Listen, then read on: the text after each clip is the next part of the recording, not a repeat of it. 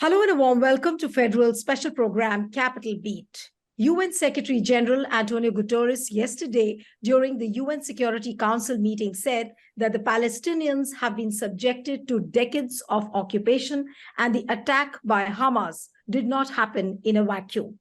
Now, this statement by UN chief actually incensed the Israeli ambassador to the United Nations, that is Gilad Erdan, who put out a tweet. And I'm going to read that tweet, what exactly it says. The UN Secretary General has showed understanding for campaign of mass murder of children, women, and the elderly, and he's not fit for the United Nations. He must resign, that's what he said. And there is no justification or point in talking to those who show compassion for atrocities against Israel and the Jewish people. Now, the million-dollar question is that today is the 19th day of the Israel and Hamas war.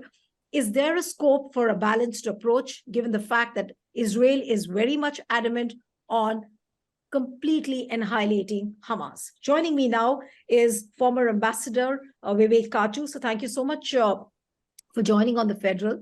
And let me begin by just asking you your reaction over what happened during the UN Security Council meeting, the kind of reactions which came from the Secretary General and the retort which Israel gave. Now, is this kind of a retort something which is very unprecedented in the history of United Nations, and also given the fact that there is a war which is on and these kind of reactions are coming in? I think a special responsibility lies on international civil servants. And admittedly, the UN Secretary General is the senior most international civil servant, to use phrases which are not seen as provocative by any side in a conflict situation. That the test of diplomacy lies in conveying messages in words which are effective and yet do not incense others.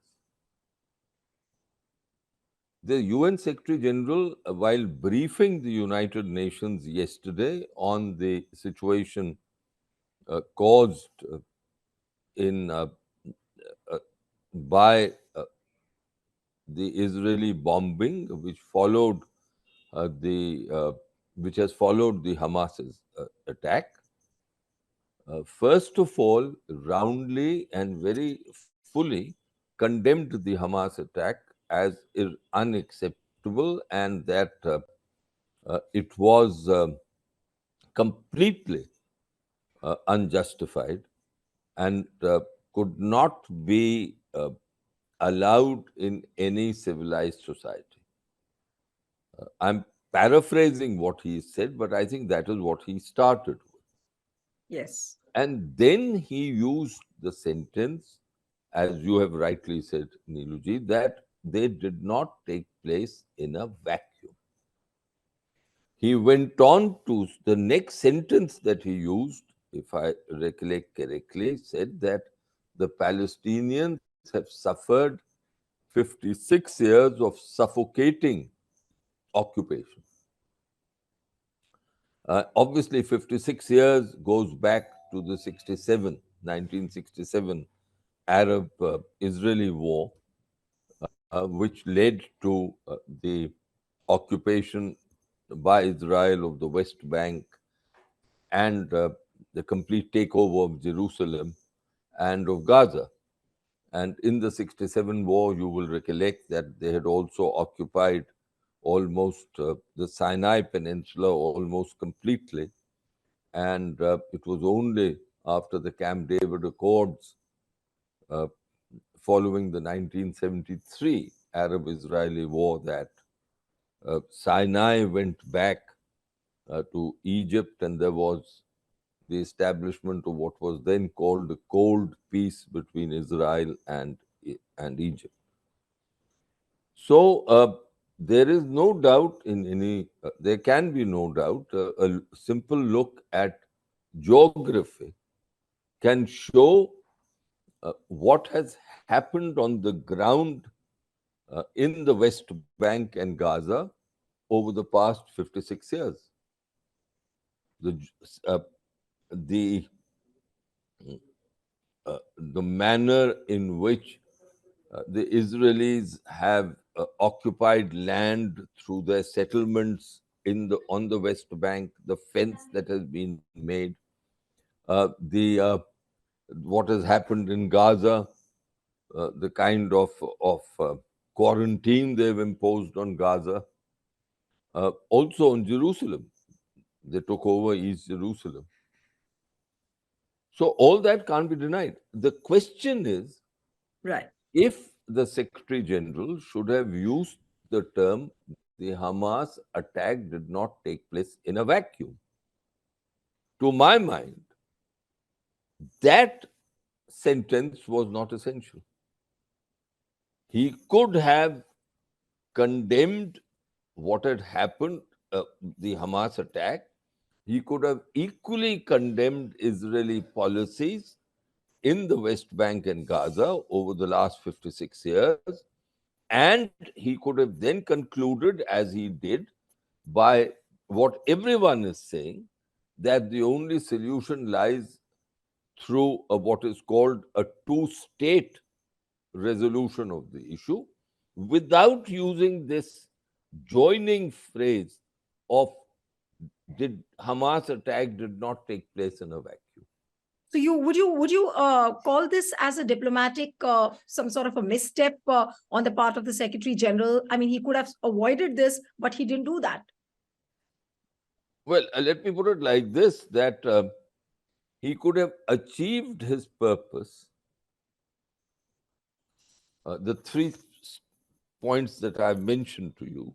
First, roundly condemning, as he did, the Hamas attack, which frankly no civilized person can accept. I mean, after all, we have the Prime Minister rightly, our Prime Minister rightly condemned it, both on the 7th and the 10th. But then we balanced it on the 12th through the MEA statement. He could have shown all his sympathy for the Palestinians, and he could have, the third point I'm saying, could have said uh, straightforwardly that the only solution lies through two states living side by side in peace and harmony. Now, that is not getting into the historical question of who is the offending party, because in any conflicts which are rooted in history, the cause and effect really begins on finding fault at the point at which you begin.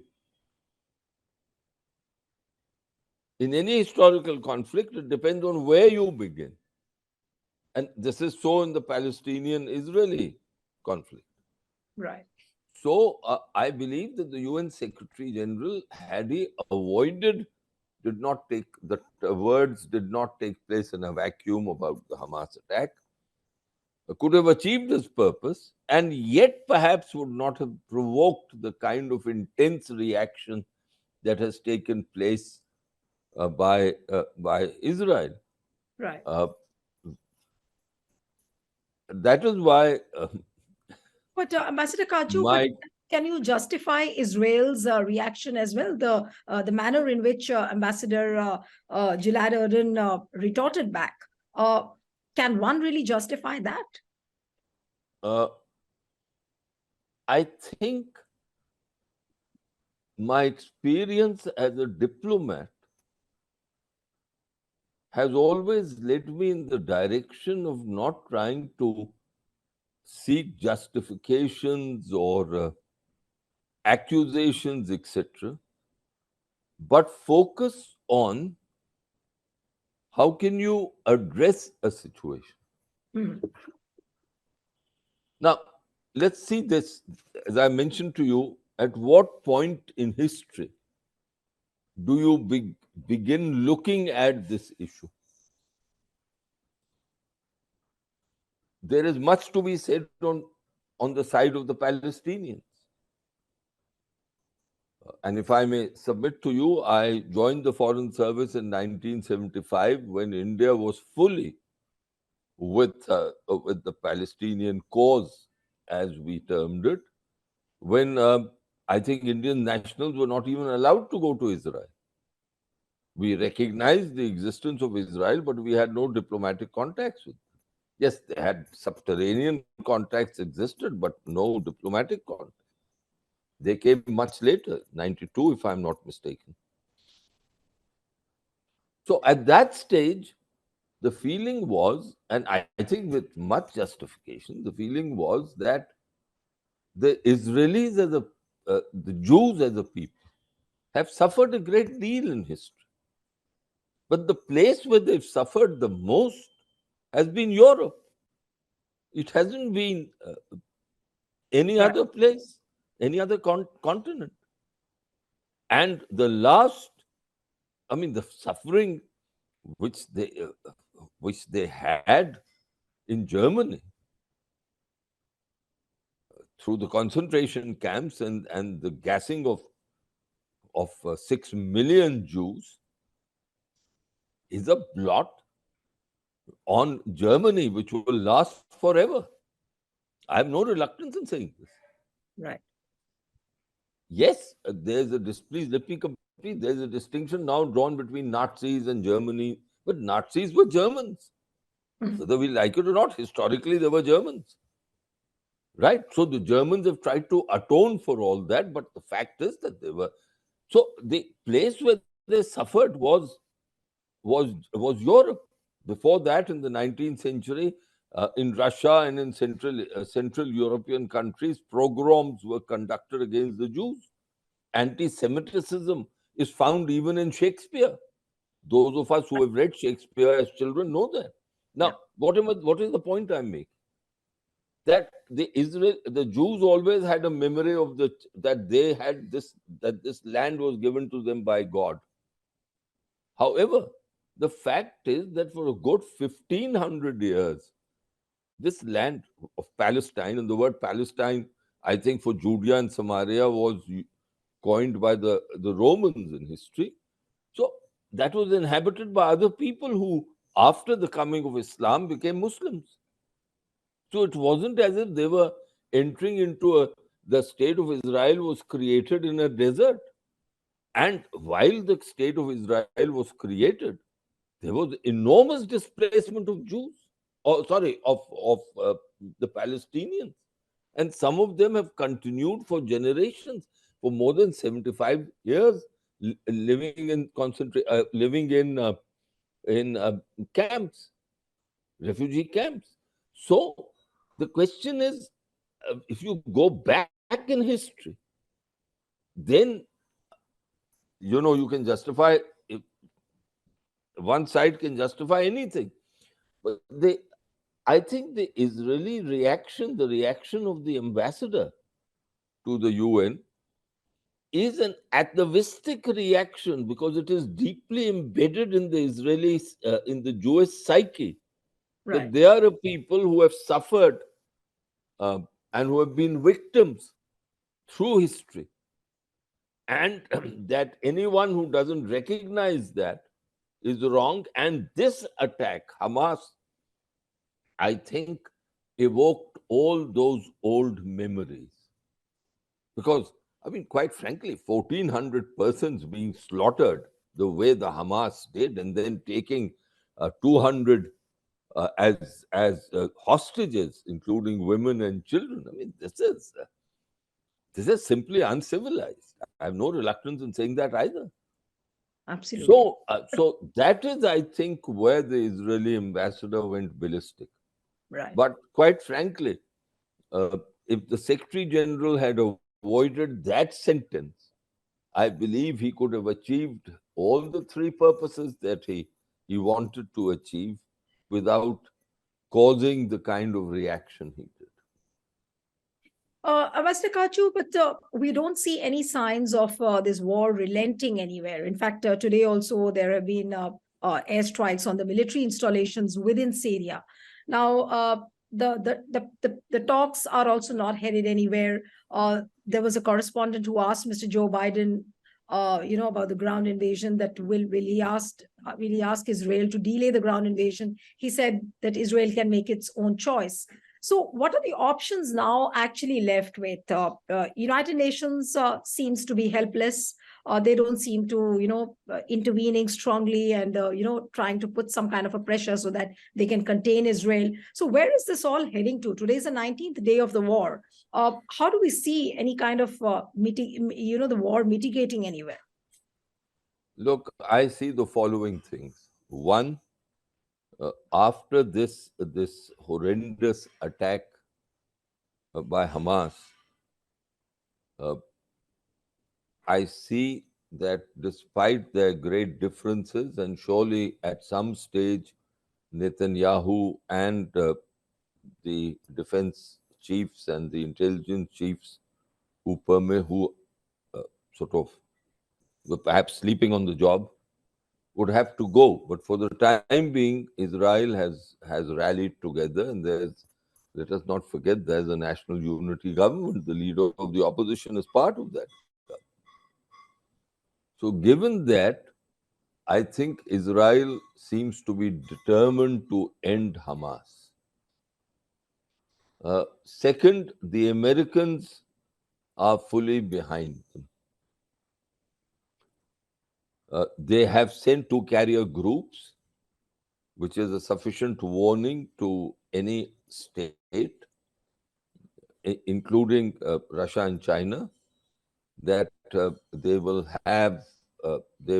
provide full support to the Israelis. The third point is, I think in Gaza, the Israelis will, despite, even if the whole world condemns them, as indeed they are violating humanitarian law, because there is an aspect of proportionality which they are not doing. I mean, the kind of stuff they're doing now in Gaza is horrendous. But I don't see them relenting in Gaza. Right. And if Hezbollah and the Syrians and the Iranians were to open a front, I think this conflict would spread wider. They seem to be in a very belligerent mood. The question is whether the Chinese and the Russians would want a spread of the conflagration. I don't think that they would. The world economy is at a very precarious position. The Chinese economy too is in a difficult situation. The Russians are involved in Ukraine. That too they'll be mindful of. So I'm afraid that we are in for a longish period of conflict. If the Israelis want to finish off Hamas, they will have to undertake a ground action. It will be costly in terms of lives. I think they might have to sacrifice, I use hating this word, but they might have to sacrifice lives. And because without that, they won't be able to really clean out, quote unquote, clean out from their viewpoint. I'm not saying What you are saying, so what you are saying is very evident from that the ground invasion by Israel looks something which is inevitable at the moment. It will happen maybe in a matter of few days.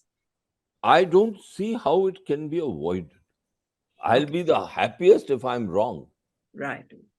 But I don't see how it can be avoided. If Israel's intention is to finish off Hamas without a ground invasion and without paying a terrible price in blood all around, I don't see how it can actually do so. It still might not succeed, because some people say Hamas is an ideology. After all, they are linked to the Ikhwan, the Muslim Brotherhood. But the leadership, etc., which is in Gaza. They want to. They've contained it. I think they're keeping a close watch on the Israeli crossing Rafah.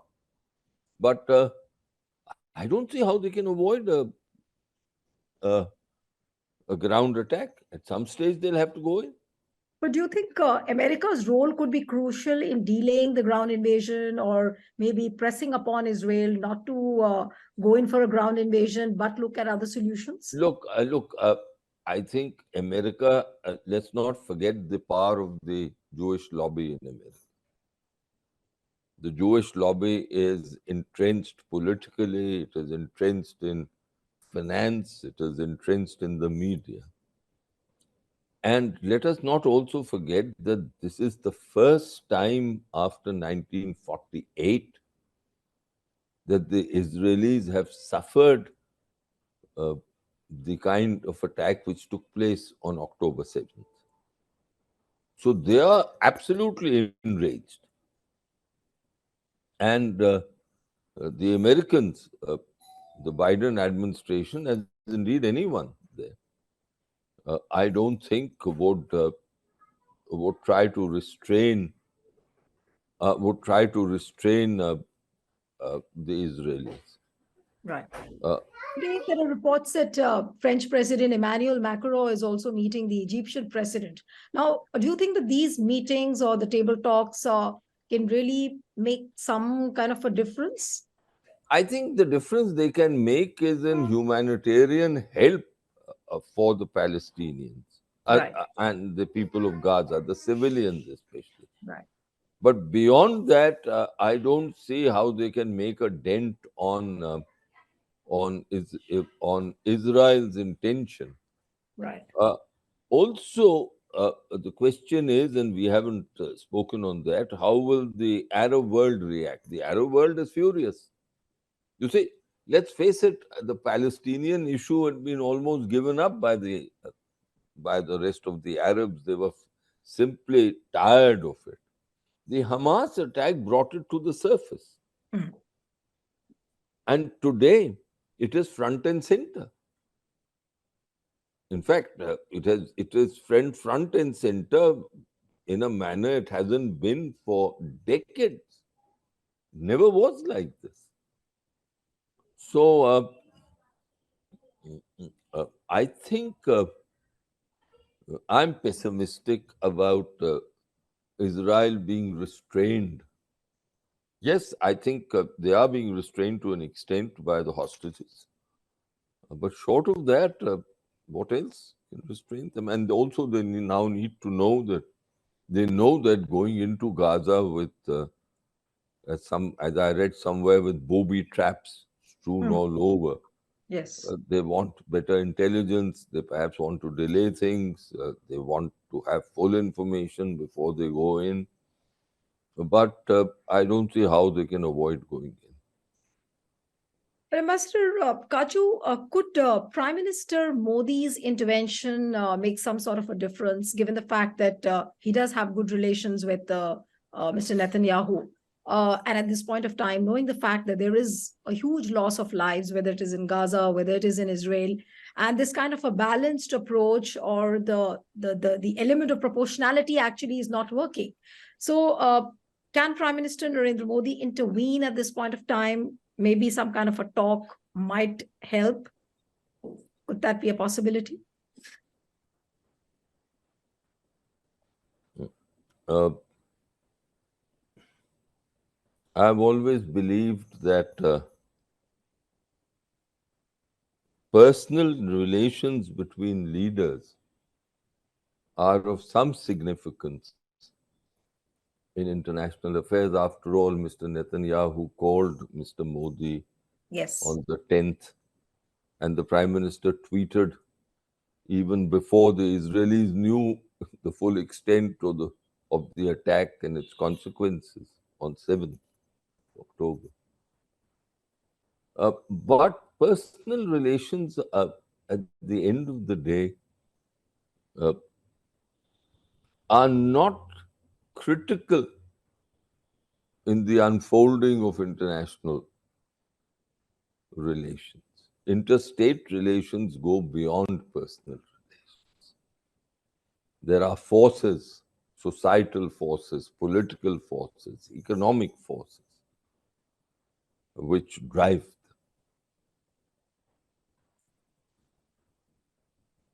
The kind of retort which came from the Israeli ambassador, and now as a repercussion, the visa of the humanitarian chief of UN, that has been refused by Israel. Now, are we going to see things which will turn for worse now? Now, you've already said that you are very pessimistic about the fact that Israel can't be contained. They will go in for a ground invasion, and no amount of intervention is really going to help at this point of time. So are we going to see, and that's the last question to you, that are we going to see things worsening from here on, what we are seeing currently? Yes, I think the Israelis will be a little more adamant, but on that, the Americans will counsel restraint. So this particular upsurge of emotion and on account of the use of words by the UN Secretary General will die down in some time. But the fundamentals will not be altered.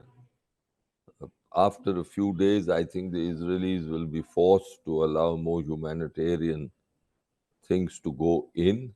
All right. But that will not prevent a ground attack, to my mind. I'll be the happiest if I'm wrong. Right. But I don't see that happening. Right. So then again, the $1 million question is that when could the ground invasion take place? So do you think that it could take about a week or 10 days or maybe a month? That is something which is impossible to predict. It will be at a time when the Israelis are confident that they will achieve the objective of finishing off Hamas at the minimum cost.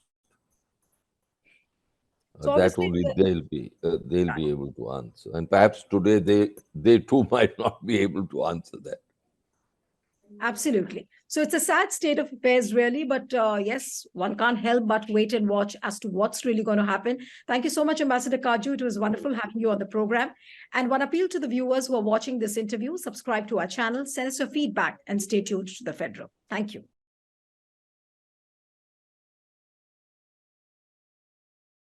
Subscribe to the Federal's YouTube page for more news and updates.